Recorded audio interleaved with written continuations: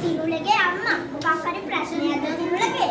ඔව් තිනුල හැම වෙලේම උදේ ඇවිල්ලා බඩ රිදෙනවා කියනවා. කොයි වෙලාවෙත් නිදා ගන්නවයි හදන්නේ. කම්මැලිත් කරනවා. දොස්තර කෙනෙකුට පෙන්න ගන්නවත් එයි.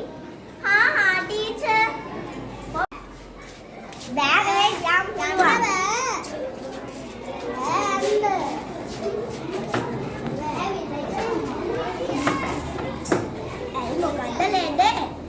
පුතාගේ ටීචර් කිව්වා පුතාව දොස්තර කෙනෙක්ට පෙන්නන්න කියලා. එන්න ළඟට ටිකක්. මෙයාට උදේ කෑවේ මොනවාද?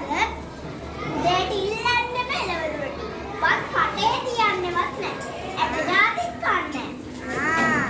ඒක තමයි මේ ලෙවලු වර්ග, පලා වර්ග, ධාන්‍ය වර්ග, මාංශ භෝග ඒ වගේ දේවල් තමයි කන්න ඕනේ. කම්මැලි බඩ දෙනවා. හැමතිස්සෙම නිදිලා තමයි එන්නේ. හරි. මෙයා උදේට කන්න නැති නිසා තමයි මේ ඔක්කොම වෙන්නේ. ඒ නිසා අද ඉඳන් හොඳට කන්න ඕනේ. මෙයාට තව ලෙඩ තියෙනවා. නැස්. වැසිකිළියාවේ